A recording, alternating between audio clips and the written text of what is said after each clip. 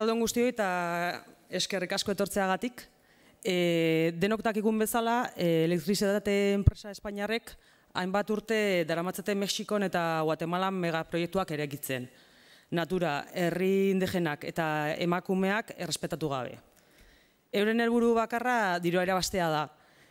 Kosta ala kosta, baina eurek ingurumena errespetatzen duten enpresak direla goraipatzen dute. Guzti honen inguruan hitz egiteko gure artean dauzkagu Mexikotik Claudia Vázquez, Centro de Derechos de la Mujer de Chiapas elkarteko koordinatzailea da, bera abokatua da, eta Mexiko egoera orokorrari buruz hitz egingo digu. Eta bereziki emakumeek bizituzten ondorietan zentratuko da. Guatemalatik, Mario Minera, giza eskubideen defendatzailea da eta gaur egun Madreselva erakundean kontsultorea bezala lan egiten du.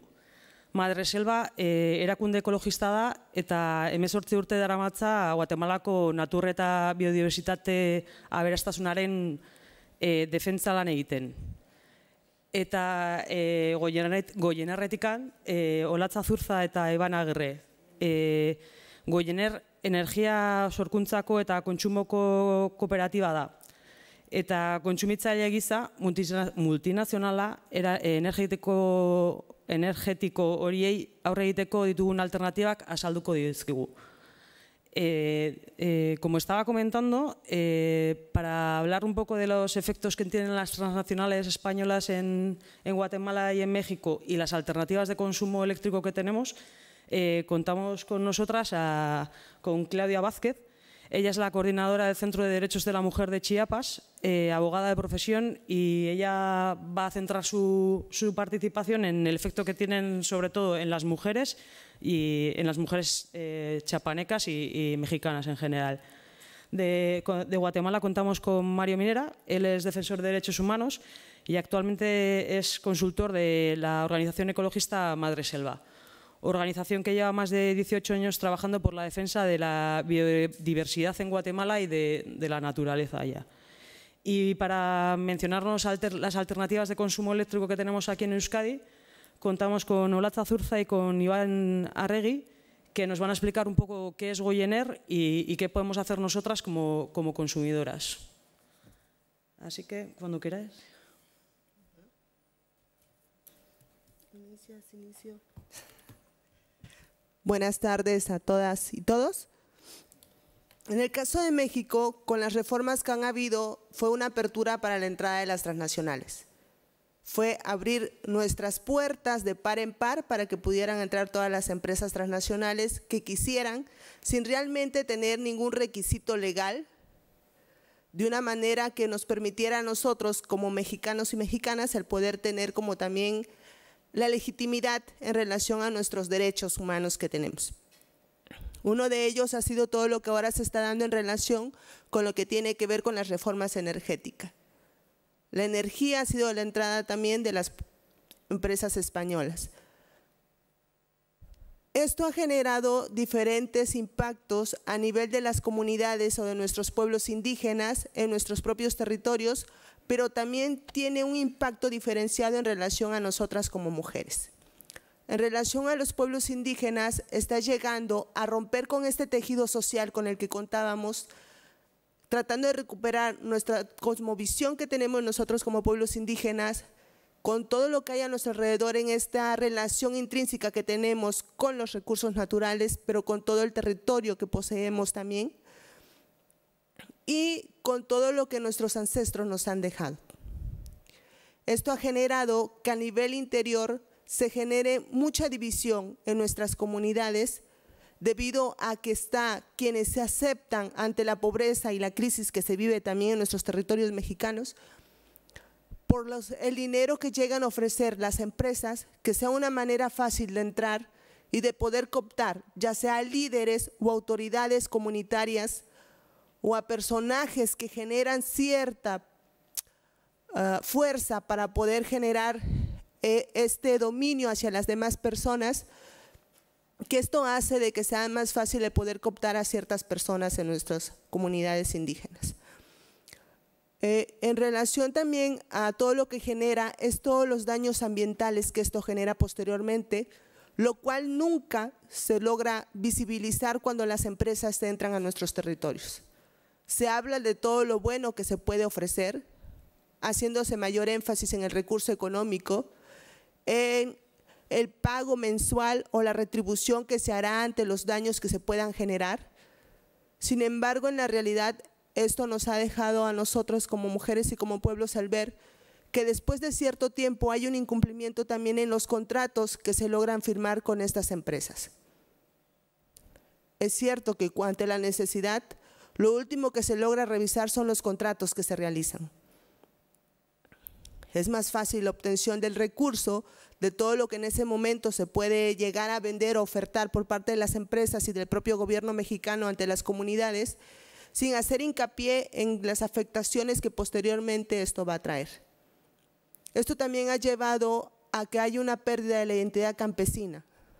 Muchas hectáreas de las cuales han sido entregadas en manos de las empresas transnacionales eran hectáreas que servían para la producción de los alimentos básicos como el maíz o el frijol. Hoy en día se ha perdido esta también producción por la entrega de estas hectáreas que se hacen ante las empresas transnacionales, lo cual lleva de cierta forma a la dependencia o al consumo también de los alimentos que nos están llegando de otros lugares.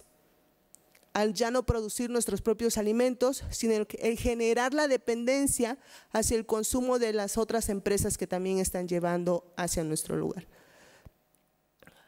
Esto no ha sido fácil debido a todo el control que enfrentamos, no solo por el poder que pueden ejercer las empresas en nuestros territorios, sino cómo se logra hacer toda una articulación entre gobierno y empresas, de acuerdo a los intereses monetarios económicos que ahí están permeando.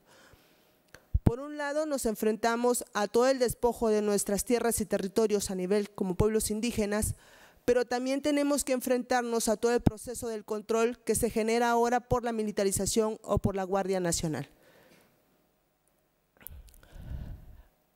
Aunado a esto, estamos en un contexto en donde además ya no solo es el uso de la fuerza pública a través de los militares, sino también todo el contubernio que existe con la delincuencia organizada.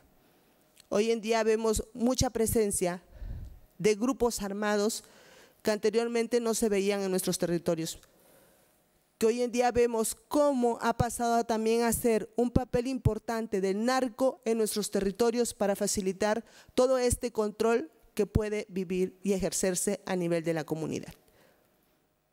En relación a las mujeres, nos encontramos en una situación de desigualdad. Primero, no somos titulares de las tierras que se están ofertando. Las tierras siguen siendo en manos de hombres, quienes deciden, quienes ostentan el poder a nivel de nuestras comunidades, quienes están definiendo qué va a pasar con nuestro territorio, pero no solo con el territorio, sino con la vida de la que somos parte también nosotras. Quienes están decidiendo además que no es solo nuestro territorio, sino es también nuestras propias casas en las que estamos viviendo. Y ante esta situación de desigualdad nos enfrentamos a toda la violencia por parte de que se genera a nivel estructural de las empresas, del propio gobierno, pero además nos enfrentamos a toda la violencia comunitaria de la que somos también sujetas. ¿Por qué lo menciono esto? Una de las violencias más fuertes que podemos enfrentar nosotras es la violencia comunitaria. Al no ser reconocidas como sujetas de derecho, no podemos tomar decisiones en relación si que se quiere o no vender las tierras que se están vendiendo en manos de empresas transnacionales. Aun cuando en la realidad vemos que somos las mujeres quienes estamos saliendo a defender, quienes estamos saliendo a decir que no queremos, quienes estamos levantando la voz, quienes estamos organizándonos también en nuestras comunidades para poder hacer una presión política en los espacios de toma de decisiones como son nuestras asambleas comunitarias y ejidales, para poder detener como la entrada algunas veces de estas empresas transnacionales o para poder visibilizar la violencia que están generando en estos espacios de comunidad. Sin embargo, por un lado somos también opresoras de toda esta violencia que se genera por los mismos integrantes de nuestros compañeros hombres en nuestras comunidades, al vernos como las opositoras ante la entrada de estas empresas, pero además no solo vivimos este tipo de violencia, sino también toda la violencia que se genera a nivel estructural.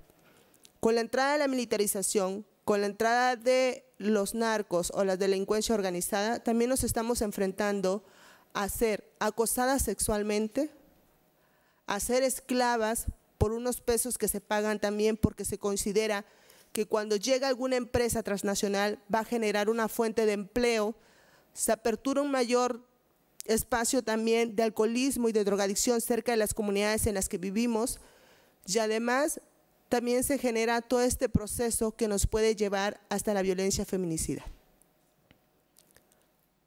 Muchas compañeras han sido víctimas de toda esta violencia que se está generando en los espacios comunitarios, porque al ver que es una mujer quien está levantando la voz para denunciarlo, es más fácil el generar toda la represión también hacia las mujeres. En este proceso también, ante otro de los impactos que se tiene, es todo lo que tiene que ver con nuestro derecho ambiental. ¿Qué está pasando con nuestros territorios en los que también a la entrada de estas empresas nos estamos quedando sin una fuente que es vital y que es de uso del diario, que es el agua para nosotras? Se están secando nuestros manantiales, se están secando nuestros ríos, se están secando nuestras lagunas que tenemos, lo cual genera también que muchas veces en muchas comunidades de las que somos partes ya no se logre obtener el agua, sino que se tenga que caminar también para ir en busca de este líquido. En el caso de las mujeres es algo que también se genera al ser quienes se encargan de todo lo que tiene que ver con la manutención familiar, pero además del sostener ahora no solo lo que tiene que ver con el hogar, sino también el dedicarse a estos procesos del poder recolectar y del sembrar algunos frutos. Ante la falta del agua tienen que salir a buscar para poder continuar con esto y poder sostener las familias. En determinado momento, cuando hay líderes en nuestras comunidades, una de las cosas que también está sucediendo es toda la cooptación de ellos, pero si no son cooptados, tenemos la otra manera que es toda la criminalización o la represión que se vive también por parte de tanto de las empresas como también por parte de nuestros gobiernos.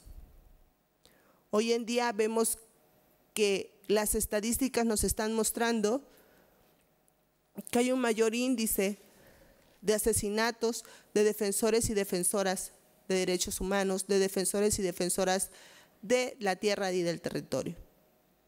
Que quienes están alzando la voz están siendo callados también por evidenciar y por visibilizar la violencia que se está generando.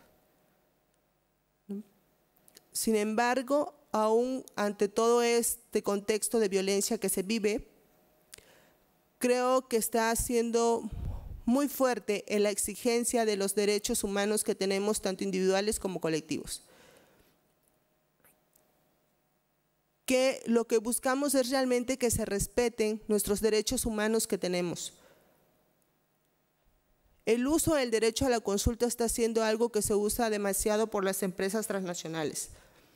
Sin embargo, estas consultas no están siendo realizadas de la manera en como deberían de ser conforme a nuestras legislaciones. Están siendo usadas de una manera de manipulación que solo buscan que realmente no haya una pérdida en los intereses económicos de quienes están invirtiendo en nuestros territorios mexicanos. Posteriormente, con la entrada de las empresas, lo que se ha visto también es todo el cambio climático y el daño también a la naturaleza.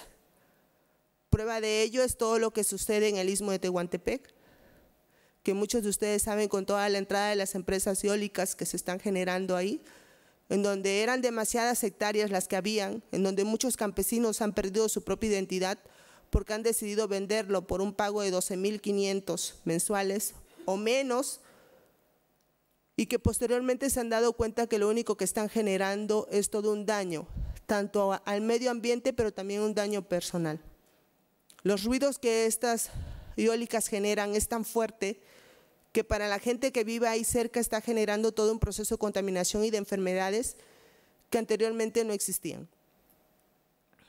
Que hoy en día, como ellos mismos lo relatan, es más fácil que ya no logremos llegar a vivir la edad que vivían nuestros ancestros por toda la contaminación y por todo lo que se está generando.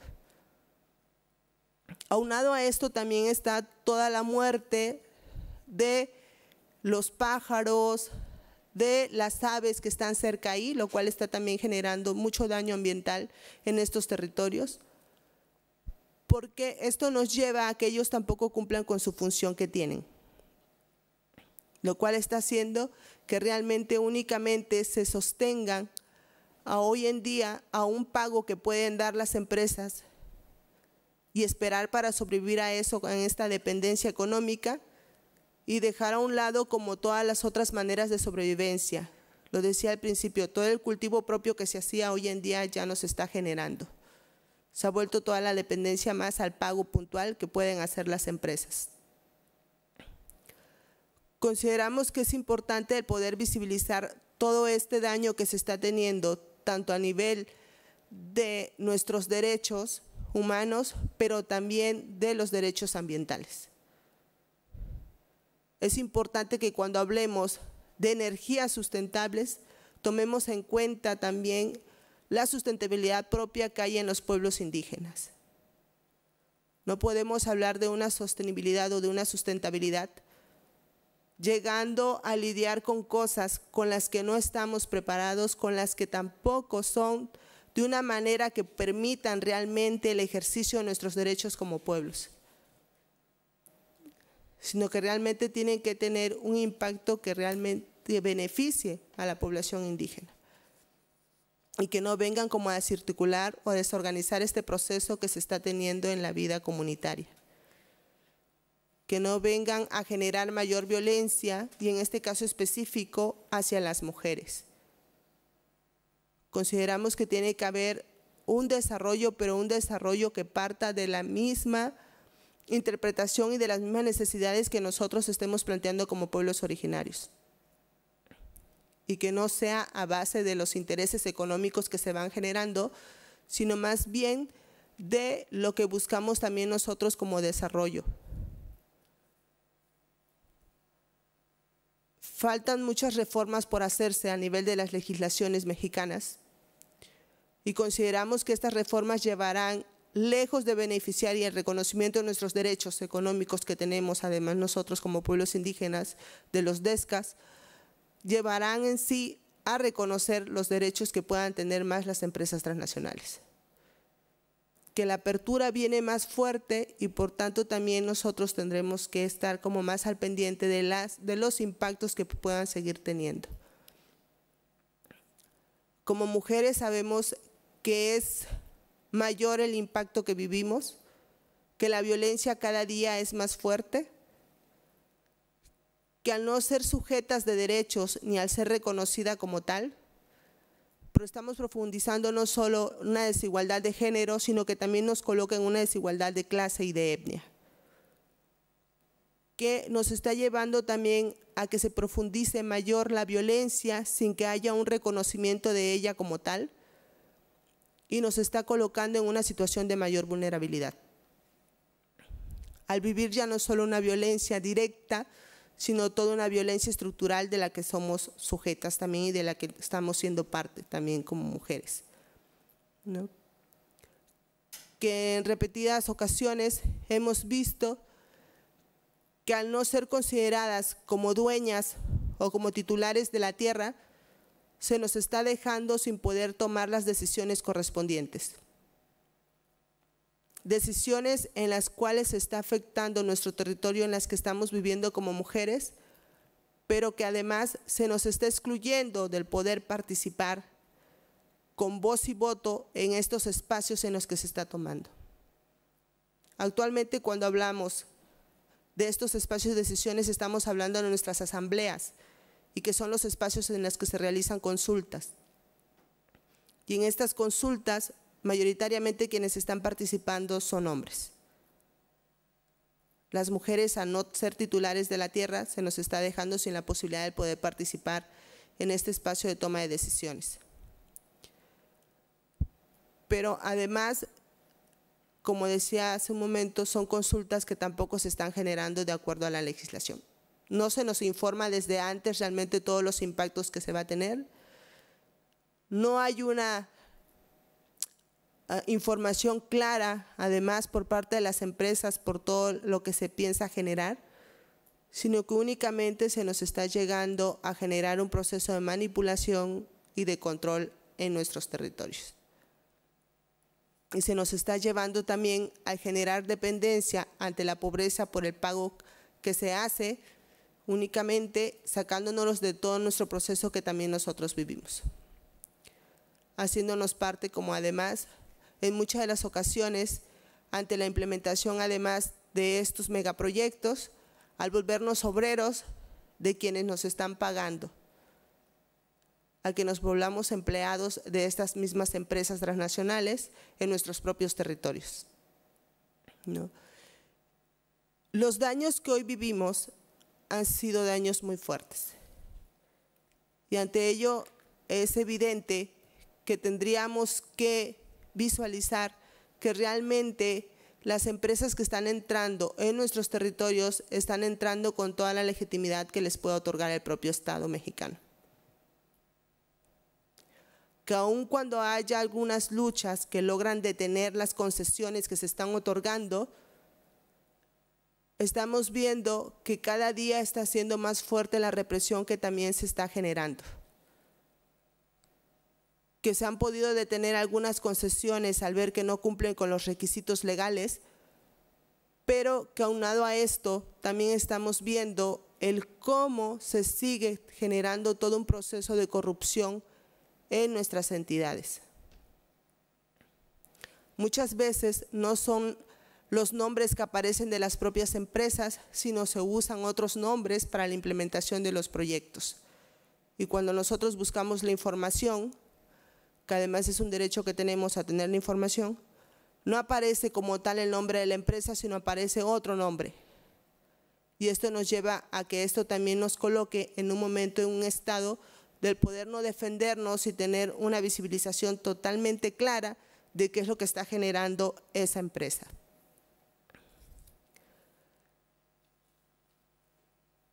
Creemos que ante toda esta implementación de estos megaproyectos y todo lo que se está generando por parte de estas empresas transnacionales,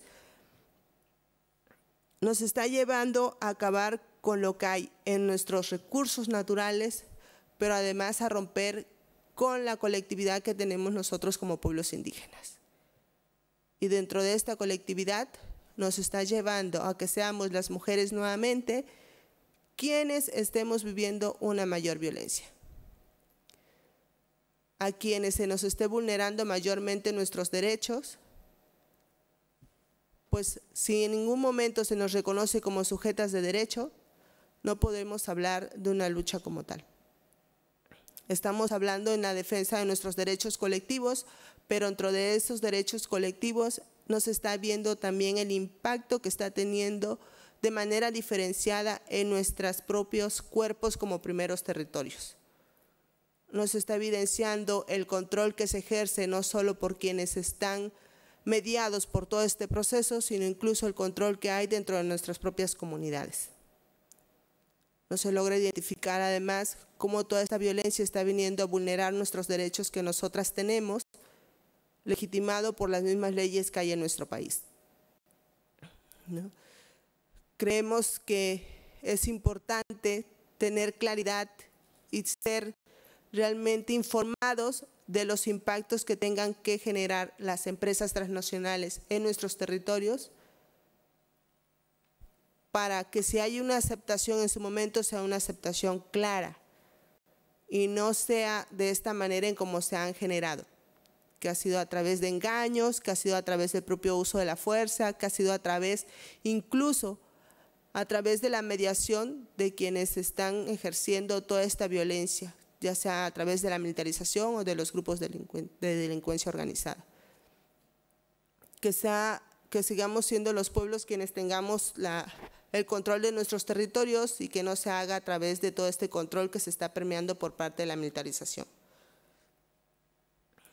Existen muchos proyectos que aún no han sido ejecutados en nuestro país, pero que están otorgadas las concesiones.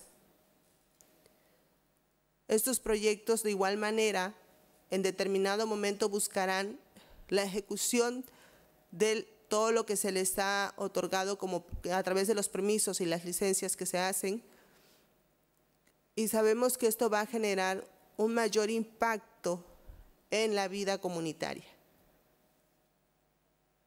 que en los lugares en los que se está entrando son lugares que se identifican en donde poseemos nosotros la mayor parte del territorio y que está en mano aún de poblaciones indígenas, que se habla incluso de estas propiedades social que llamamos que son nuestros ejidos y comunidades, y que por tanto debería haber un respeto a nuestros derechos y a esta propiedad que defendemos. Sin embargo, eso es algo que no se está respetando ni reconociendo por parte de las mismas leyes, ni por parte de las mismas autoridades, ni las empresas. Bueno, eskerrik asko, Claudia. Muchísimas gracias, Claudia. Y ahora le vamos a dar paso a Mario. Muy buenas tardes a todos y a todas. Muchísimas gracias por la invitación a Muyen Gainetic. Nos sentimos muy privilegiados de compartir con ustedes. Apreciamos mucho su presencia en este escenario. Y quisiera platicarles a ustedes, o más bien intercambiar o complementar lo que ha dicho Claudia en torno a dos temas. El primero, cómo está el estado de situación de las grandes inversiones de empresas multinacionales o transnacionales en la exploración y la explotación de bienes naturales, en especial la generación, el transporte y comercio de energía eléctrica. Y lo segundo, para no quedarnos en especial en el diagnóstico de la situación, que siempre son difíciles, hablar un poco de una propuesta que estamos trabajando sobre la generación de energía eléctrica a nivel comunitario, que las personas de los pueblos originarios, indígenas de la región, le dicen sus turbinas o su luz comunitaria. En el primer caso sí es importante tener presente, para quienes no conocen la región, que Centroamérica es parte de otra subregión que nosotros le llamamos Mesoamérica, que comprende una gran proporción del territorio de Chiapas, de México, y otros estados que conformamos o que conforman lo que se llama Centroamérica, que es una parte de Belice, Guatemala, una parte de Honduras y una parte de El Salvador. A toda esta región se le llama Mesoamérica. Esta región tiene una territorialidad muy amplia, gigante, con muchísimos recursos naturales, en especial agua.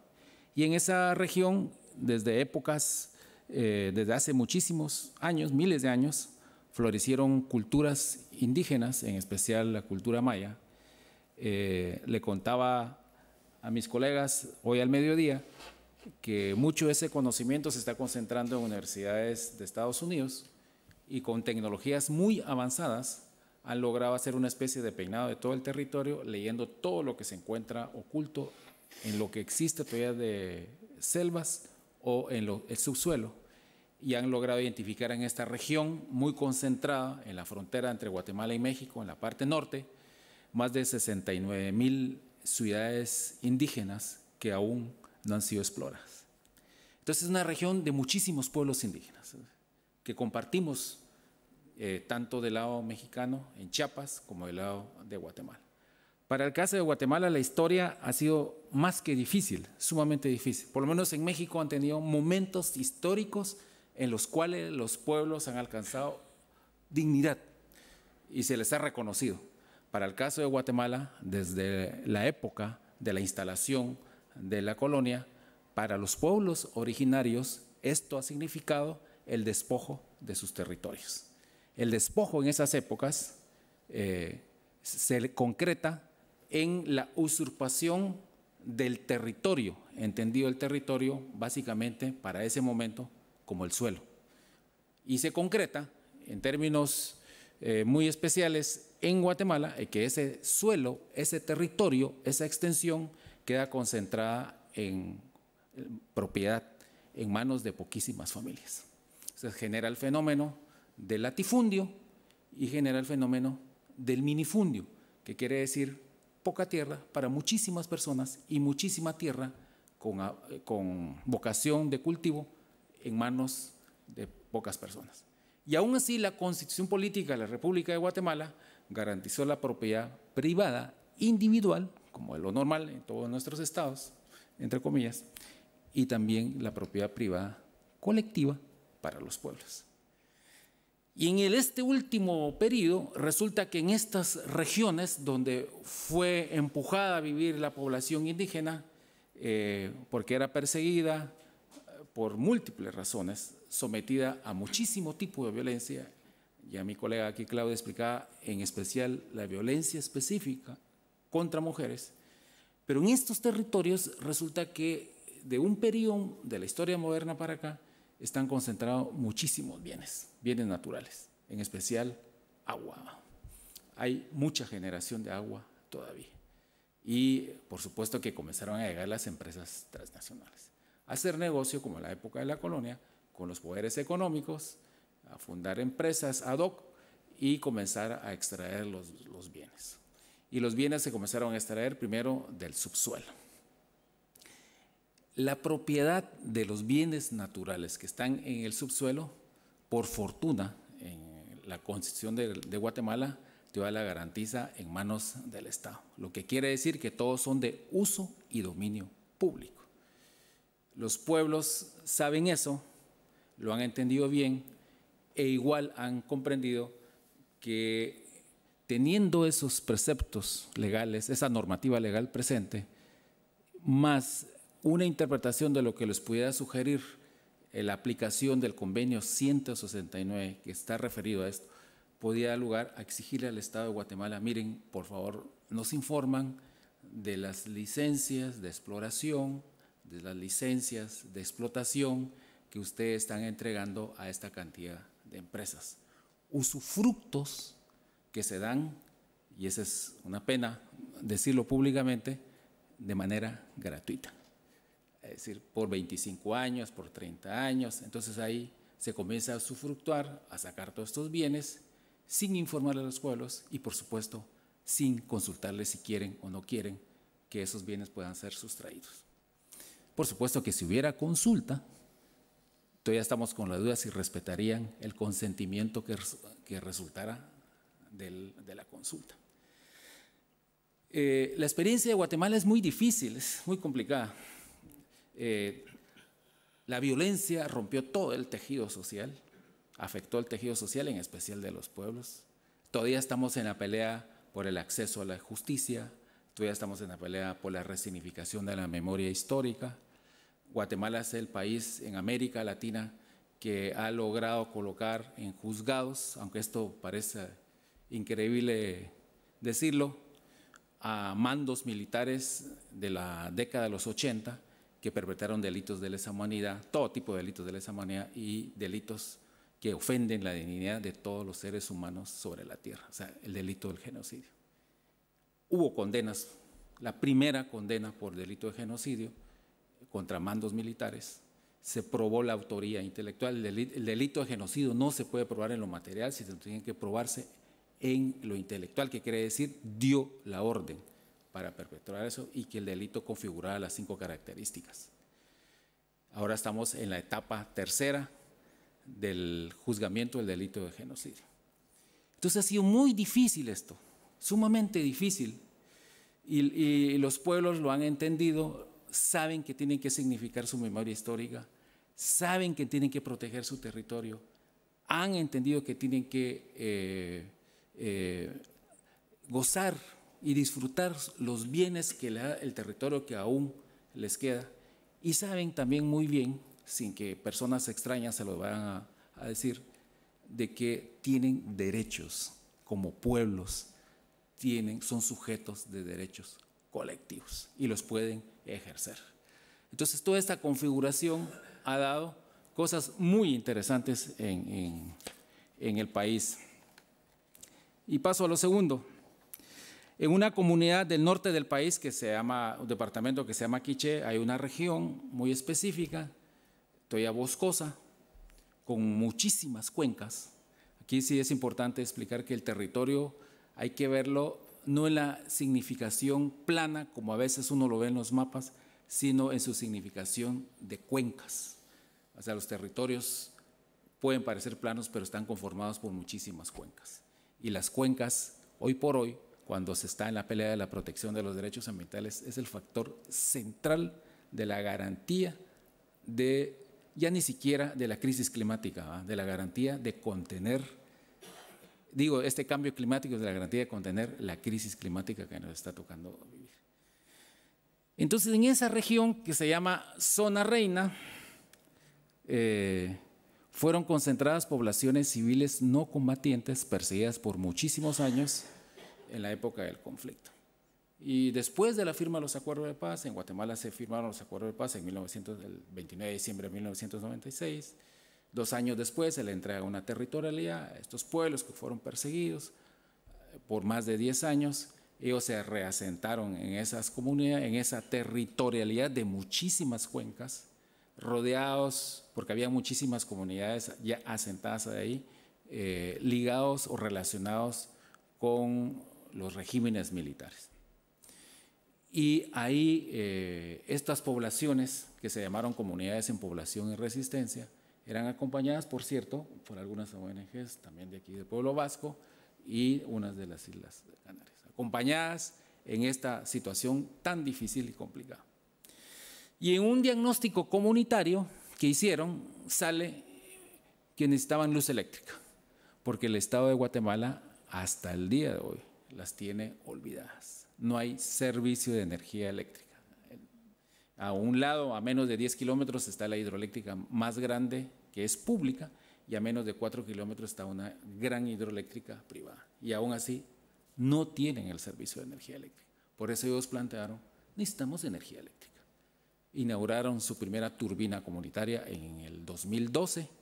En el 2014 se reinauguró porque hubo problemas técnicos en la comunidad, y hasta el día de hoy no solo están funcionando esa turbina, sino están funcionando 3 más. Están funcionando 4 turbinas muy pequeñas que le dan luz eléctrica a 1.115 familias, aproximadamente unas 8.000 personas, de 9 comunidades de las 86 que no tienen el servicio de energía eléctrica de esa zona. Entonces ha sido una cosa muy interesante, muy esperanzador, sobre todo porque se trata de poblaciones que vienen de una rotura de su tejido social. Se trata de poblaciones que les impusieron un tipo de violencia, y se trata de poblaciones que han ido significando su memoria histórica en este periodo. Y estas poblaciones, de un año para acá, que es desde que yo me vinculo a esta organización que se llama Colectivo Madre Célula, yo he estado trabajando como defensor de derechos humanos en otras organizaciones. En el Centro para la Acción Legal de Derechos Humanos fui parte del equipo que la fundó en Guatemala en el 94, 2 años antes de la firma de los acuerdos de paz. Fui director en el último hasta el 2012, en el primer caso por genocidio, y después he estado trabajando siempre vinculado a la defensa de los derechos humanos. Y el año pasado me vinculo más o menos en esta época a ellos, y comienzo a visitar la Zona Reina, que ya la conocía. Pero de ese periodo para acá hay extraordinarios aprendizajes. Lo primero que me sorprendió fue que comunidades de muchos pueblos originarios llegaban a verificar si era cierto que estaba el servicio de luz comunitaria. Y iban a ver, mire, aquí está la asamblea, como dice la compañera. Cada 2 años se reúne la asamblea, elige una junta directiva, y esa junta directiva es la que se encarga de administrar. El servicio es sumamente barato, y de darle mantenimiento a los generadores y a las turbinas. Se formaron un equipo de 16 electricistas de ahí de la comunidad que le dan ese mantenimiento. Pero además con la boca abierta, porque cada rendimiento de cuentas de las juntas directivas siempre da superávites. Tanto ha sido, a pesar de que el servicio es barato, muy barato, comparativamente con el costo del servicio kilovatio hora en todo el país. Tanto que hasta un banco se interesó muchísimo de colocar una agencia bancaria en una región tan remota, y que ellos no creían que eso pudiera estar existiendo ahí, porque dijeron, vamos a colocar. Y cuando fueron a hacer su su diagnóstico sobre las posibilidades, también regresaron con la boca abierta. Las personas le dijeron, mire, aquí les damos un terreno para que ustedes puedan construir su agencia, les vamos a dar de gratis 6 meses de energía, después lo tienen que pagar.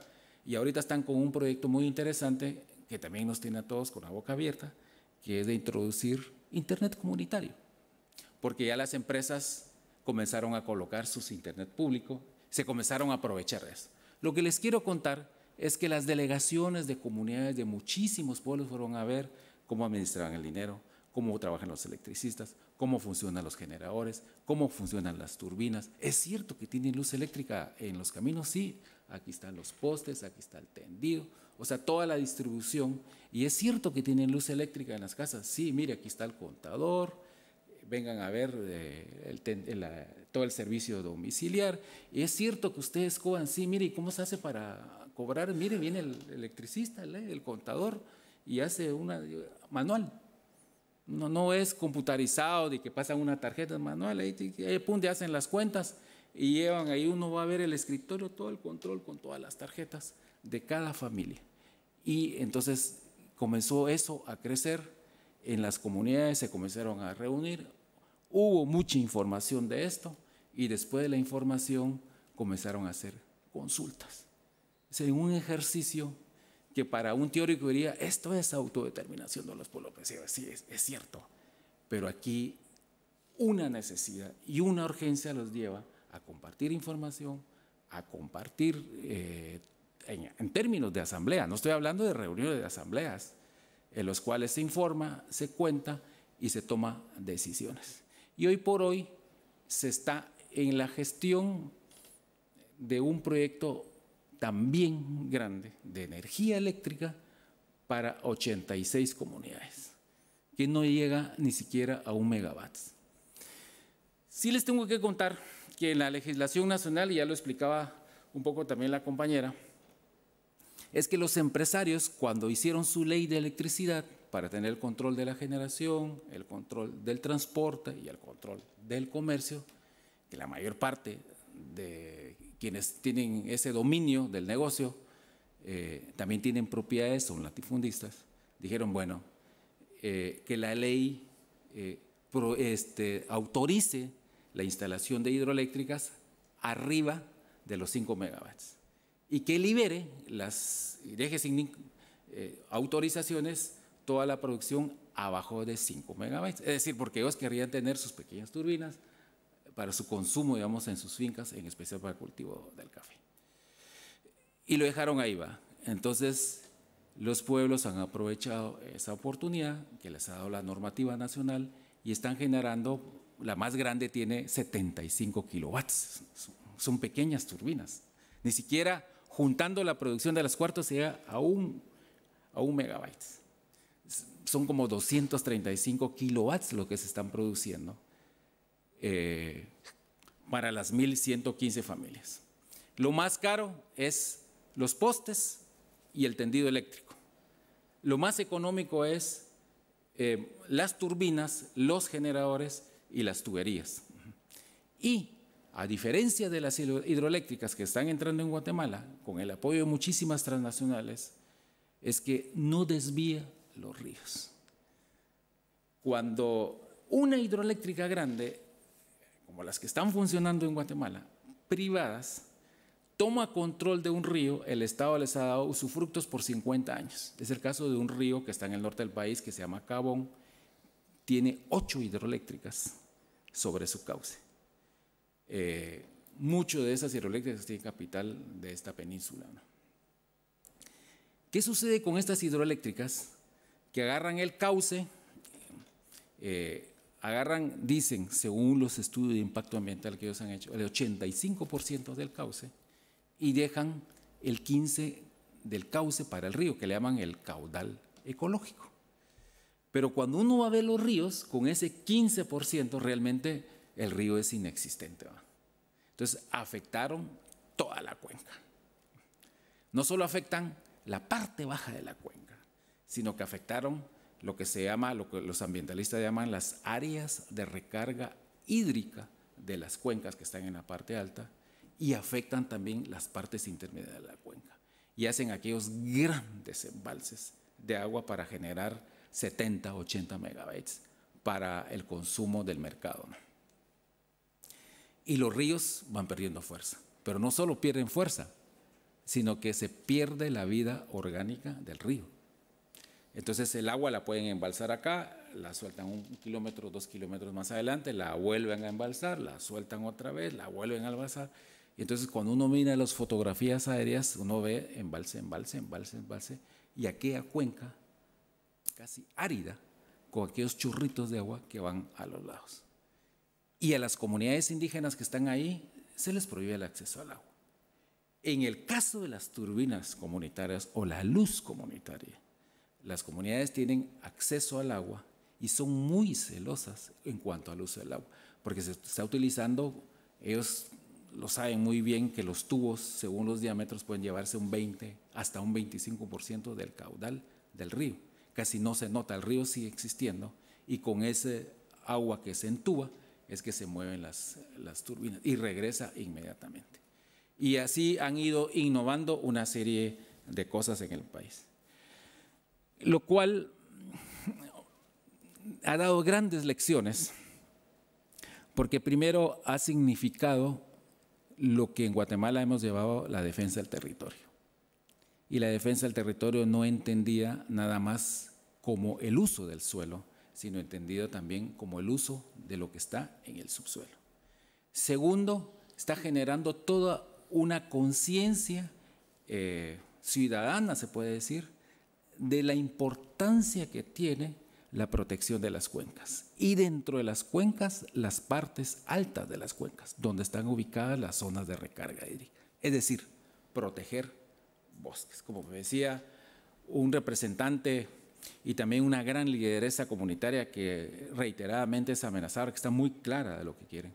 Mire, Mario, me decía, sencillo, es que si no hay bosques no hay agua.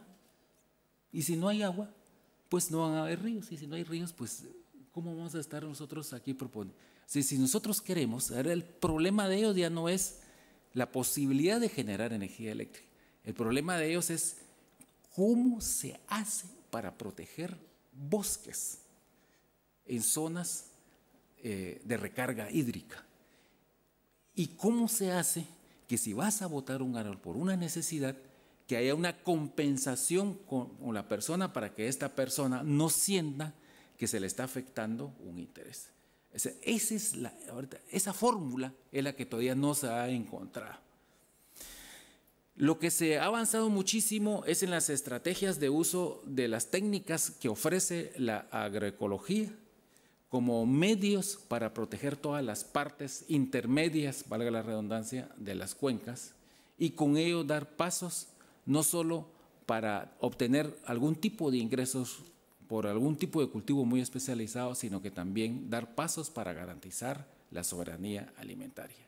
Y también se están dando pasos muy importantes.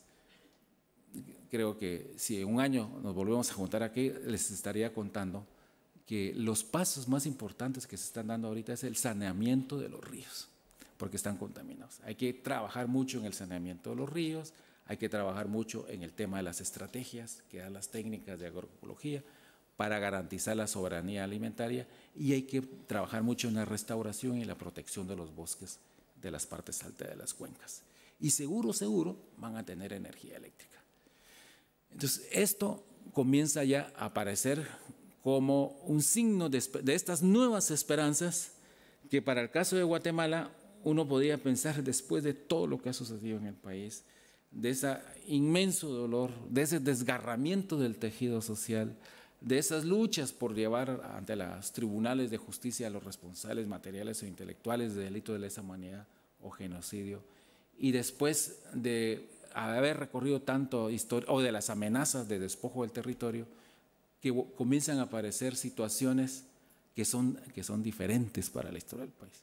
Y las cuento con este nivel de pasión y entusiasmo, porque también he estado, disculpen por esta inmodestia, he estado en otros foros, en otros escenarios en los cuales me toca narrar o compartir o intercambiar situaciones muy difíciles, ¿verdad? Y ahora de verdad que le agradezco muchísimo a ustedes esta paciencia, porque me está me gusta narrar esto porque lo estoy comenzando a sentir como algo nuevo que puede estar apareciendo en el país. A lo mejor, como es la naturaleza humana, en un paso o dos pasos adelante, no vaya a crecer como uno quisiera que quisiera. Las cosas nunca son como uno quisiera que fueran. Pero la verdad es que sí hay signos de esperanza en una situación tan difícil como Guatemala.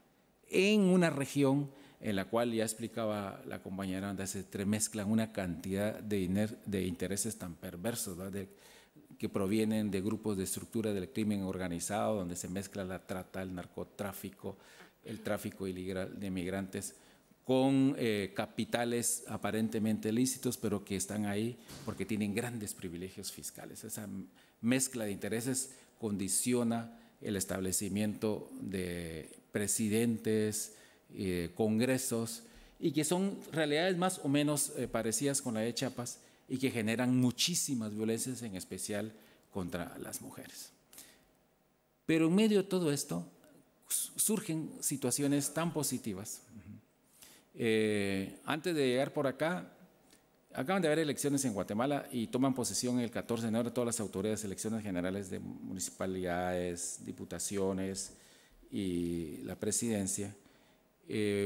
Muchas autoridades electas municipales pidieron que se les hiciera un recorrido por esas turbinas porque también estaban interesados, porque ellos saben que inmediatamente tomen el control y comiencen a gestionar las administraciones, van a encontrar con grandes deudas por el consumo de energía eléctrica. En especial en Guatemala, las municipalidades han acumulado deudas en eso que llamamos tasa del alumbrado público. No es tanto el servicio domiciliar, sino que el poste y que de todas formas haya o no haya, el vecino tiene que pagarla. Entonces, y la población se le revela a los alcaldes y las municipalidades asumen esas deudas, subsidian, y entonces es un problema que tienen. Pero ellos dicen es que si existe la oportunidad de que en nuestros municipios se puedan instalar estas turbinas, ellos pueden ofrecer el servicio del alumbrado público sin estarse endeudando con las empresas privadas que además tienen monopolizado el comercio de la energía eléctrica. Guatemala tiene estas referencias. Me hubiera encantado también platicarles a ustedes cómo finalizó la Comisión Internacional contra la Impunidad, todo el esfuerzo que se hizo de parte de los poderes para sacarla, porque estaba desmantelando estos grupos de poder, los estaba colocando ante los tribunales. Habían jueces y hay jueces y juezas muy valientes que estaban en primera instancia ya condenando a muchísimos, pero los poderes se confabularon, tanto de los que vienen de estas estructuras como los tradicionales, históricos, como le llamamos allá en el país, para sacar a la CICIG del país. También hay una correlación internacional que favorecía este tipo de decisiones políticas. O decirles a ustedes también que todavía nos queda la esperanza de ciertos contenidos de los acuerdos de paz, que como ya les decía, que se firmaron en el 29 de diciembre del 96, y que eso reafirmaba la importancia que tiene la vigencia, y que hoy lo estamos viendo, de los derechos colectivos de los pueblos indígenas. Muchísimas gracias. Creo que estamos en el sí. Goyener. Arratsaldeon, buenas tardes a todos. Gracias por venir a esta charla. Agradecerte, Pati, también de Muy Gainetik, por invitarnos, y bueno, y a Claudia y a Mario también por vuestras exposiciones, que bueno, que son realidades también que tenemos que conocer también desde aquí, desde Euskal Herria, y son interesantes, aunque también, pues, por otro lado, pues son duras realidades, ¿no?, las que hemos escuchado. Por parte de Goyener venimos Olatz y un servidor, Iván, y bueno, de alguna manera, pues relacionados con lo que es el tema de debate, el sector eléctrico y la influencia que tienen en el ambiente, el medio ambiente y la justicia social, pues vamos a hablar un poco de lo que es Goyener, ¿vale? Se me escucha bien, ¿verdad? Vale, voy a abrir esto un poco más aquí. Bueno, contaros que Goyener, como cooperativa, Nace aproximadamente en 2012, hace ya unos 7 años, y con el objetivo de, bueno, en un momento de crisis, de poder también trabajar diferentes realidades en el sector eléctrico de España, ¿no? Al final era un momento en el que, actualmente también, ¿no?, en el que el poder energético estaba en manos de muy pocos, y fruto de la crisis pues entendía que también que una cooperativa de este tipo pues podía tener sentido para dar fuerza y peso al ciudadano y con otro modelo de negocio, ¿no?, directamente. Entonces, bueno, comentaros en todo esto que lo primero, Goyener es una cooperativa sin ánimo de lucro, donde al final el centro de todo es la persona, no como una empresa tradicional donde puede que al final el beneficio sea el último fin, ¿no?, y se obvien otra serie de cuestiones, otras externalidades negativas como pueden ser temas de justicia social, medio ambiente, etcétera, ¿no? Entonces, bueno, comentaros eso, que al final Goyener es una empresa, en este caso una cooperativa sin ánimo de lucro. La energía que comercializamos y consumimos y generamos es 100% renovable, con lo cual en ese sentido pues bueno, nos diferenciamos de otros comercializadores que sí que trabajan otra serie de energías más tradicionales y con otra serie de impactos que entendemos que bueno, que a día de hoy, dada la situación, pues tenemos que ir poco a poco ya dejando de lado, ¿no?, ya poder ser pronto, ¿no? Tanto a nivel de energía, de lo que es lo que es la venta, en este caso la energía, también a nivel de lo que es el asesoramiento que podemos ofrecer a lo que son nuestros socios por medio de una serie de iniciativas que tenemos, como puede ser algo tan simple como enseñar también una factura, ¿no? Cómo se puede entender una factura a día de hoy, que en ese sentido pues tampoco lo ponen tan fácil, ¿no?, desde algunas manos, y llama la atención que algo que pagamos mes a mes, pues joder, parece que está en palabras chinas, ¿no? Muchas veces tenemos la sensación de que, joder, que necesitamos a alguien que nos pueda explicar exactamente de dónde viene cada impuesto o cada parte, ¿no?, de lo que es la factura, ¿no?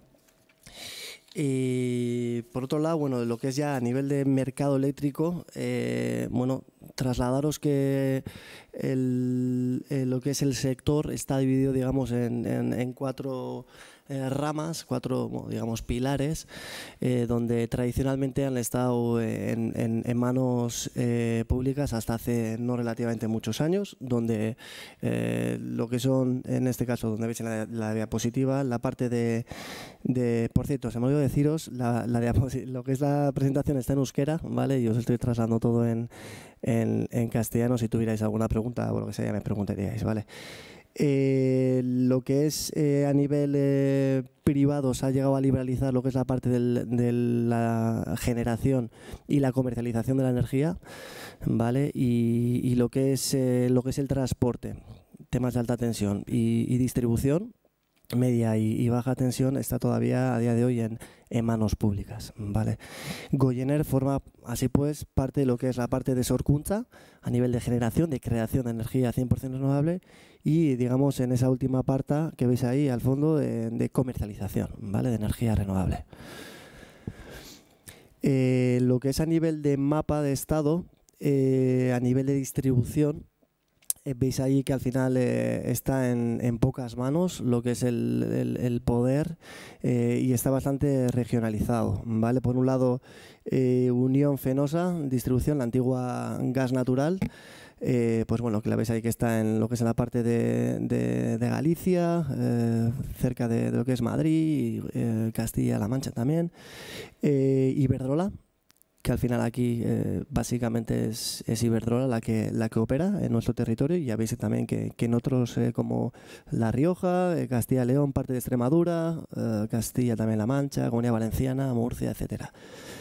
Luego Endesa, también, que tiene pues el recorrido que tiene en la zona de Aragón, Cataluña y sur de España. Viesgo, que si no me equivoco era la antigua, es Repsol, no tiene algún tipo de... Hidroeléctrica del Cantábrico. Vale, eso es. Y luego la última, que es la que opera en la zona sobre todo de Asturias, EDP, que es Eléctricas de Portugal, ¿verdad? Eso es. Bueno, ¿por qué nació Goyener? Al final, como os comentaba antes, era un momento en el que veíamos que había una dependencia energética brutal, al final entre los que eran los pocos que estaban operando en el mercado. ¿Vale? Y veíamos también que en ese sentido pues el dinero pues se quedaba en pocas manos y sobre todo no se repartía en el tejido local. De alguna manera pues estas transnacionales lo que hacen de alguna manera pues es trabajar el dinero de diferentes maneras y sacar el mayor rendimiento al mismo. Entonces veíamos que no había o no tenía una repercusión tan local como nos hubiera gustado a nosotros, ¿no? Eso es uno de los motivos por el que surge Goyener. Luego por otro lado todo lo que es la parte del medio ambiente. El modelo energético que imperaba estaba sobre todo basado en energías de combustión fósil y la trascendencia que tenía pues es la que hoy ya conocemos, ¿no?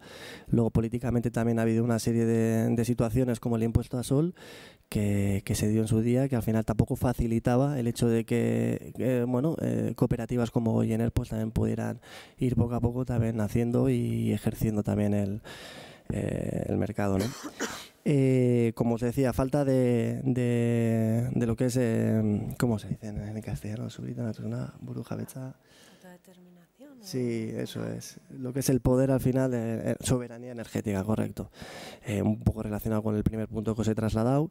Luego el tema de la pobreza energética. Desde Goyener también estamos trabajando con ayuntamientos y con servicios sociales para que, bueno, en las diferentes ciudades y municipios de la zona se puedan trabajar en un momento dado pues diferentes casuísticas para aquellas personas que se encuentran en situación de emergencia social, con el objetivo pues bueno de poder echar una mano con las facturas, el poder que ellos sean conscientes al final qué formas tienen de ahorrar, ¿vale? Mes a mes y qué pautas pueden tomar, ¿no? En ese sentido para que lo que es la factura sea menor, ¿no? Y luego también por lo que es el modelo de lo que es el sector, que a nivel de tarifas y demás, hay una serie de tarifas que a día de hoy podríamos estar implementando cada uno de nosotros y muchos no lo hacemos, pero por puro desconocimiento, ¿no? Entonces, en ese sentido, pues sí que intentamos trabajar valores relacionados con eso. Una falta de valores, en ese sentido también se veía que había en ese momento y un poco por todo lo relacionado que os estoy trasladando, ¿no? Y la parte de lo que es la forma de democratizar también un sector que entendíamos que no estaba, ¿no? en esa tesitura.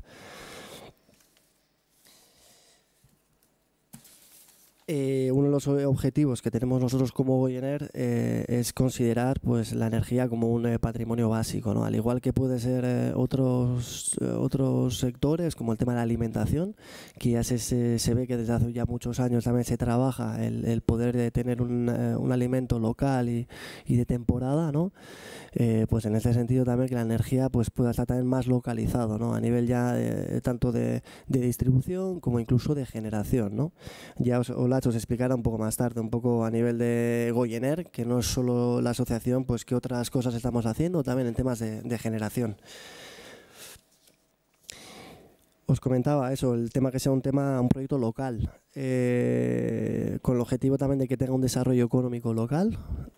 Y también otra de las cosas que a día de hoy el socio de Goyener valora es la atención personalizada, que en un momento dado podamos tener una llamada por parte de un trabajador o de un voluntario de Goyener con nombre y apellido y que le pueda asesorar directamente pues en el suministro que tenga, tanto a nivel de domicilio como de una empresa o como de un propio ayuntamiento, ¿no? Eso también es un valor que ponemos en Goyener y que creo que sí que, bueno, desde el otro lado, desde el ciudadano se valora positivamente, ¿no? Y tampoco más, vale. Bueno, pues continúo un poco con esta pequeña historia de Goyener. Tenemos la historia, como ha dicho Iván, desde el 2012 y en esa época lo que sucedía pues eran los tiempos en que Rajoy y el PP habían vuelto al gobierno, teníamos una situación de incremento de precios continuo, una sensación increíble de falta de control sobre lo que comprábamos, el tipo de electricidad que comprábamos, falta de libertad en cuanto a los precios. teníamos poca información ni transparencia en cuanto a qué opciones teníamos de compra. Y pues en ese momento de desasosiego, lo que surge es una propuesta, ¿no? En diferentes zonas de España se crean diferentes cooperativas y en Euskadi es Goyener. Entonces, cuando nos ponemos en marcha y queremos hacerle frente a esa situación, a esa desprotección que tiene el ciudadano o la consumidora frente a esta realidad, decidimos ponernos en marcha creando una cooperativa, creando una propuesta alternativa a lo que es habitual, a lo que venimos consumiendo porque no vemos otras alternativas. Nos creamos como cooperativa porque queríamos que, igual que ha comentado Mario con el proyecto de sus turbinas, este proyecto fuera de la propiedad de los ciudadanos, que fuéramos dueños y actores de decisión dentro del nuevo proyecto, de este nuevo sueño que poco a poco hicimos realidad. Dentro de las cooperativas, como ha dicho Iván, somos una cooperativa sin ánimo de lucro, es decir, cuando nos creamos, nuestro objetivo es dar un servicio a nuestra masa social, a nuestras socias, pero también tenemos claro que nuestro objetivo nunca se va a solapar con el de maximización de los beneficios, porque nuestros beneficios se van a quedar siempre en la cooperativa, bien creando empleo, bien llevando adelante nuevos proyectos. No solo buscamos ofrecer un tipo de energía que sea más respetuoso con el medio ambiente, no solo que sea propiedad de las socias, sino que deseamos influir, contagiar a nuestras socias para que racionalicen su consumo. Es decir, sabemos que la transición energética no se va a dar solo porque haya una transición de todo lo que consumimos a todo lo que consumimos sin cambiar de volumen en renovables. Eso no se va a dar.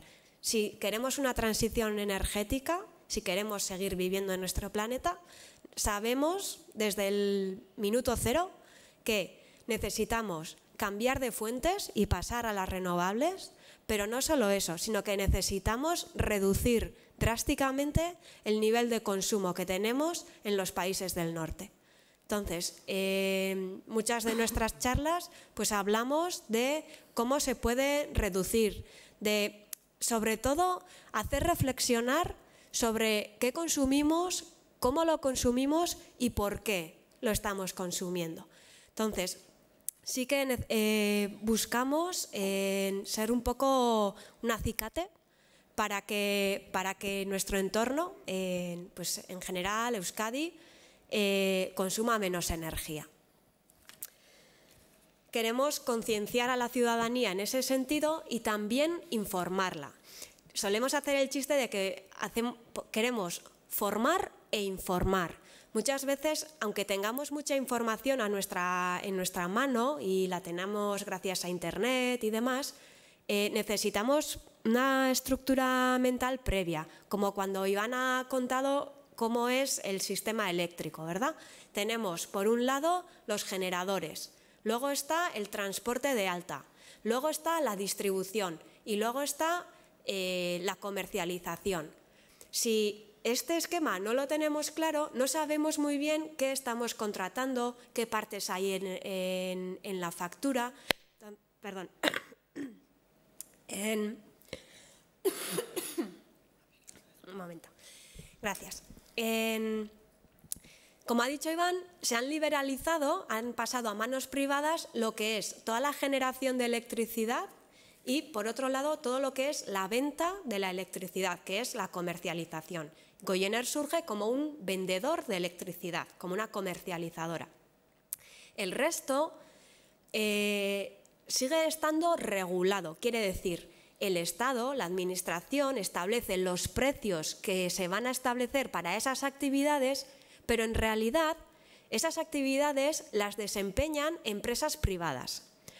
Por ejemplo, en el caso de la alta tensión, todo lo realiza Red Eléctrica de España, que es una entidad privada a la que el Estado le concede estas actividades por un tiempo determinado.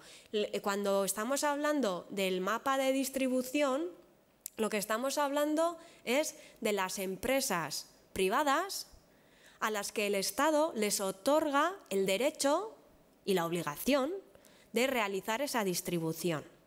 Entonces, pues en toda esta zona, salvo en pequeñas zonas que tienen distribuidoras muy pequeñitas y particulares, el resto, pues en nuestro entorno lo gestiona Iberdrola. Por eso siempre que nos conectamos a la red eléctrica estamos hablando con Iberdrola, ¿de acuerdo? Hoy en día la ley ha exigido que esta separación de actividades en el sector eléctrico acarree un cambio en el nombre, porque para nosotros históricamente Iberdrola era todo lo relacionado con la electricidad. Hoy en día la ley del sector eléctrico exige que la empresa que, perteneciendo históricamente a Iberdrola, desempeña todas las labores de generación, tenga un nombre como sociedad diferente a la sociedad de Iberdrola que se dedica a distribución. Por ahí definimos IDE como distribución de Iberdrola o Iberdrola Generación como la empresa de Iberdrola que se dedica a la generación. Como cooperativa, en nuestros inicios, pues éramos 32 personas con nuestros conocimientos, diferentes habilidades y muchas ganas y entusiasmo por generar una realidad diferente, ¿verdad? Entonces, empezamos a trabajar con consumidores caseros. Pues encontramos a 70 y tantas personas que decían, bueno, a mí no me importa que algún día se me caiga la electricidad o me quede sin electricidad mientras vosotros vayáis haciendo pruebas y vais montando vuestros sistemas, vuestros algoritmos de trabajo y demás. Y así, bueno, pues la verdad es que en las pruebas todo sucedió mucho mejor de lo que esperábamos y pues en breve tiempo pues pudimos crecer. Hoy estamos hablando de unas 10.000 personas socias y unos 13.000 contratos. Poco a poco se nos fueron acercando pequeñas empresas como bares, comercios e incluso ayuntamientos. Y esto fue como una sorpresa, decíamos, pero nosotros habíamos empezado para suministrar a personas, como gente de la comunidad quiché, ¿no? Y dijimos, bueno, ¿pero esto va en contra de nuestros principios? Pues no. Cuantos más seamos y más respaldo tengamos, pues más interesante es nuestro proyecto y además seguimos contagiando nuestro entorno con nuestras ideas, con nuestro sueño. Y así empezaron también, pues aparte de municipios, pues empresas cada vez mayores. Seguimos creciendo en ese sentido y trabajamos con figuras cada vez más complejas, en consorcios y demás, que siempre están de acuerdo con nuestros principios. Hoy en día, Goyener es un grupo que está formado por la cooperativa inicial de comercialización, que es la que veríamos aquí, que es la que vende electricidad renovable. En un determinado momento, en el 2015 o por ahí, dijimos, es que nuestro sueño es mucho más grande que generar electricidad. Y creamos lo que es la asociación, que es en Goyener Elkartea. Y entonces ahí empezamos a discutir temas como la pobreza energética, empezamos a discutir temas como la generación. ¿Cómo podemos hacer para generar en un determinado momento nuestra propia electricidad? ¿Qué podemos hacer para la movilidad eléctrica? Todo eso que no fuera la propia comercializadora, pues empezamos a organizarnos en grupos de trabajo con gente voluntaria que pues iba moviendo estos temas. Y pues poco a poco aquel grupo de voluntarios que empezó a trabajar en el tema de la generación pues nos propuso una serie de proyectos que dijimos, estos proyectos los vamos a llevar a cabo. Y es ahí cuando entra a participar una nueva cooperativa que se llama Nafarcop y que es este pilar de en medio. Tenemos diferentes proyectos de generación, actualmente solo tenemos hidráulica, una pequeña hidráulica en Hernani, en Fagollaga, y otra tenemos una colaboración con Oñatiko Urjauziak, donde ahí tenemos pues un 10% de participación en su capital social. Es un proyecto con el que estamos muy ilusionadas y con el que estamos aprendiendo bastante. Bueno, pues como datos de la comercializadora actualmente, pues en torno a los 10.000, casi 11.000 socias, pues 13.000 contratos.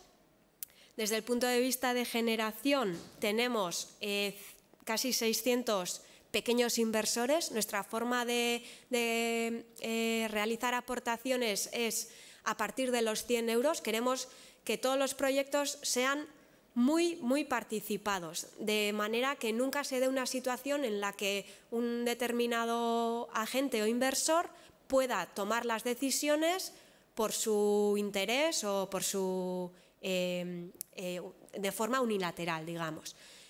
Toda aquella persona que quiera invertir en Nafarcop tiene que ser previamente socia de Goiener, para que en todo momento tengamos la perspectiva del interés del consumidor y del interés del inversor. El nivel de interés que ofrecemos en estas inversiones no es como el que podemos optar en otros proyectos. Tenemos un interés limitado al 2%. O sea que si alguien se quiere enriquecer, pues este no va a ser el camino. Y bueno, pues como os he comentado, en la asociación tenemos diferentes grupos, unos grupos de trabajo local que se reúnen por comarcas, por cuencas, como decía Mario.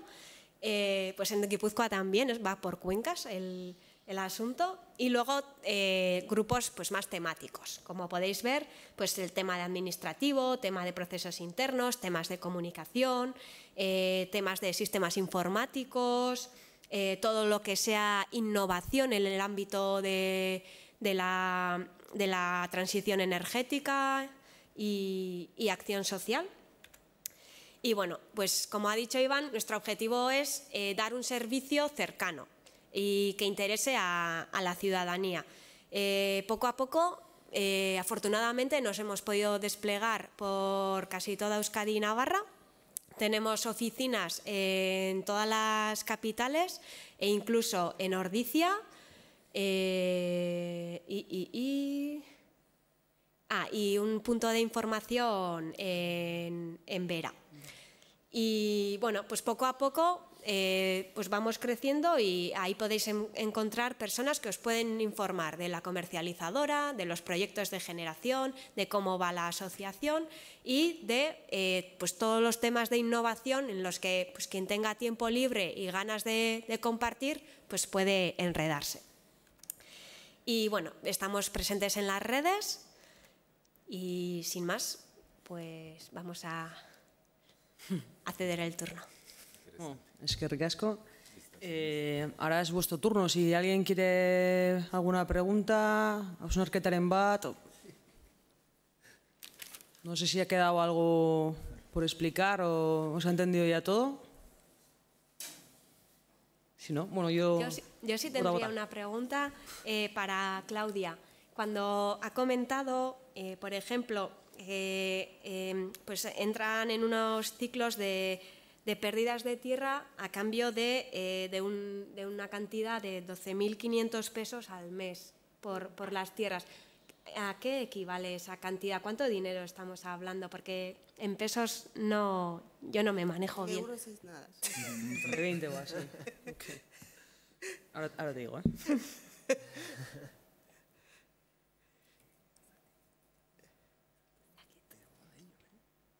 Unos 625 euros me salen a mí.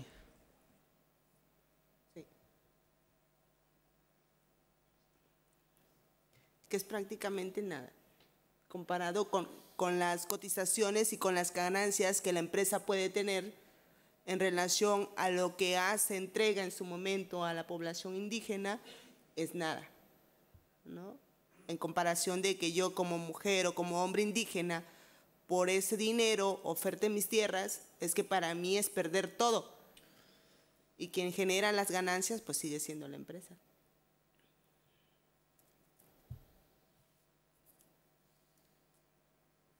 Dale, dale. Bueno, una pregunta para los dos. Vale, lo de Mario, o sea, lo del tema de las turbinas y todo esto, ¿se denomina como hidroeléctrica? ¿O como pequeñas hidroeléctricas igual? Y si es así, es que me parece curioso la sensación, ¿no?, que se vive en Chiapas sobre las hidroeléctricas, aunque sean pequeñas, por los avances que estás comentando tú en Guatemala. Porque yo creo que en Chiapas, pero por la vulneración de derechos en las comunidades y despojo y tal, hidroeléctrica suena a demonio. Entonces, claro, aquí lo vemos como energía, ¿no?, renovable, no sé qué, pero sin embargo en Chiapas yo creo, ¿no?, la sensación que tengo es un tema bastante tabú. Entonces, no sé, me gustaría ver cómo, o sea, saber cómo se ha avanzado en ese tema en Guatemala, porque imagino que también sería pues, conflictivo el tema y pues, cómo ves en Chiapas que se puede hacer. Bueno, muchísimas gracias por la pregunta. Es que exactamente en ese punto es donde hay mucha significación o resignificación de lo que es el sentido de la memoria. Es decir, por supuesto, si uno lo lee desde la perspectiva de la defensa del territorio, hidroeléctrica es sinónimo de usurpación de territorio, o sea, de concentración de una riqueza en una empresa y el servicio ofrecido de manera cara, ¿va?, como ya lo explicaban acá los colegas. Pero allá las comunidades dicen, esa es mi luz comunitaria, es de nosotros. Podemos ver el río no ha sido desviado, accedemos al agua, además estamos protegiendo el bosque, estamos con estrategia de agroecología, como dicen ellos. Las mujeres participan. Realmente esto tiene un avance por la participación de las mujeres. Hay que diciendo, no lo digo acá por un cumplido, lo digo porque así es. Entonces, para los ingenieros, en términos técnicos, esto es pequeña hidroeléctrica. Para las comunidades, por esa significación que tiene, es turbina comunitaria. Es decir, para no caer en esa especie de rivalidad en cuanto al nombre, ¿no? Pero lo más importante para ellos es que es su luz. La administramos nosotros. Por fortuna han habido personas muy probas. Ha habido extraordinarios ejercicios de rendimiento de cuentas en asambleas. El servicio es sumamente barato, es 30 quetzales, más o menos el equivalente. El servicio de 30 quetzales más o menos el equivalente a unos 4.5 euros por el servicio, que ahora, y esto sin exagerar, ya hay mercado con congeladores, hay talleres de soldadura autógena, las casas tienen refrigeradores, tienen televisión, hay varios focos, hay luz comunitaria, en fin, sí hay, está cambiando, digamos, el paradigma de vivir olvidado sin energía a un paradigma de vida en el cual, en efecto, nos estamos encontrando con este desafío que planteaban aquí los colegas, en el sentido de decir, bueno, ahora tiene que haber un consumo responsable, pues, es decir, no nada más de detener, sino que el tema en el cual estamos trabajando es el tema del consumo responsable, que va más allá de la energía eléctrica, es decir, ¿qué es lo que tienes que consumir? Pero, reiterando, es la cuenca, para ellos es proteger la cuenca, restaurar los bosques, avanzar en la agroecología y sanear los ríos. Y ahí tienen sus turbinas. Un ingeniero llega allá y de los ingenieros que están apoyando y en efecto los denomina pequeñas hidroeléctricas, aunque son todavía de kilovatios. Ni siquiera llega a 100 kilovatios la más grande, pues. O sea, técnicamente debería ser micro hidroeléctrica, pero le llaman pequeñas hidroeléctricas. Ahora, y eso es la parte de la significación y la política. En la misma región hay un río grande que se llama Cuatro Chorros, que baja de una cuenca, de una montaña que se llama Lamay, y hay una empresa italiana interesada en construir otra hidroeléctrica ahí, 36 megawatts. Entonces, ahí la población sí dice, no queremos esa hidroeléctrica, porque nos va a usurpar nuestro territorio, nos va a quitar el agua del río Amay y no nos van a dar energía eléctrica. Además, y si nos fueran a dar, el servicio va a ser muy caro. Lo que queremos es nuestra turbina comunitaria. Y en esa significación está el sentido de la defensa del territorio. ¿Qué ha pasado? Que viene la empresa, porque hay gente que también piensa ahí, no hay que menospreciar, le dijo, bueno, llega, va a hablar con las comunidades, nosotros les construimos su turbina. Y encantó, pues. Y va un grupo de personas, y dijeron, sí, es que la empresa nos va a dar turbina. Realmente lo que la empresa quería era comprar la licencia social, se puede decir, o sea, el permiso para poder construir la hidroeléctrica. Y bueno, y fueron, y hubo intermediación, y dije, bueno, vamos a hacer la turbina. Y resultó que no era turbina, eran paneles solares los que les iban a poner, ¿va? Entonces ahí se desencantó todo. Primero era el engaño, ¿va? Porque las personas, aun cuando habían sido enganchadas, se desencantaron porque ya saben lo que significa la generación por panel solar. Es decir, si no hay mantenimiento continuo y anual de la famosa batería, la batería truena y eso se acaba, pues simple. O está nublado, está lloviendo, no hay luz, punto. Entonces, y volvió otra vez a recuperarse el significado de lo que es la turbina comunitaria para la comunidad. Y ellos lo dicen de manera luz comunitaria, eso es lo que queremos, nuestra luz. Tal vez aquí lo que hace falta, lo que explicaron los compañeros, es cómo se hace para mejorar la calidad del servicio, en el sentido, aunque el servicio es bueno, ¿no? En el sentido de crear esa conciencia en el vecino y la vecina que recibe el servicio y que a partir de esa conciencia se vaya significando no solo el uso adecuado de la energía, sino también protegiendo el bien natural. Y yo creo que otra diferencia que es muy radical y que es la manera en cómo también se está movilizando ahora desde la red, que existe una red en defensa de la luz como un derecho humano, es verla así tal cual, ¿no? De ver la luz no como un recurso o algo que está llegando a nuestras comunidades, sino como un derecho humano que tenemos, ¿no? Y cuando se empieza a mirar de esta manera, es que implica cómo se da la participación también, lo que tú decías, Mario, de mujeres, de los mismos pueblos indígenas en los procesos y el cómo se organizan incluso para poder ser ellos quienes se capaciten tanto en ser técnicos, pero también en buscar la forma en cómo acercar la luz en las comunidades en donde no existe.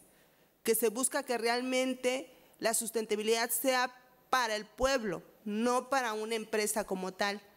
¿No? Que no sea una empresa quien acapare los recursos naturales y el rendimiento o las ganancias económicas que se puedan generar, sino que sea realmente un recurso que favorezca y que otorgue este derecho humano, que es la luz, como tal, sin violentar otros derechos que se puedan dar dentro de este mismo espacio.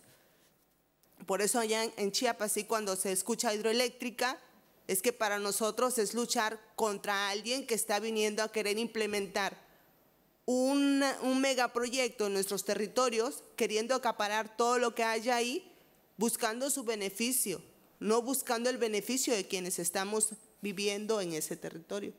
Y creo que eso es algo que hace que en todo momento, como pueblos indígenas, rechacemos la implementación de estos. Porque sabemos que al final de cuentas, en Chiapas, que es donde producimos y por experiencia tenemos varias cuencas y producimos luz, somos los que más altos pagamos las tarifas. Hay empresas que pagan muy bajas las tarifas de luz eléctrica. Y ese ha sido un pleito constante con la misma Comisión Federal de Electricidad y con las empresas que están generando todo este proceso de privatización de la energía, porque realmente los beneficios son para ellos, no para nosotros, aun cuando es Chiapas quien está produciendo toda la energía para el nivel del país. En ese sentido, quizá por recalcar la importancia de los proyectos autogestionados, donde pues, la electricidad sea un vehículo de empoderamiento de la ciudadanía y que respete los ritmos de la comunidad, de las necesidades que identifican, que se sientan respetados. con sus ritmos.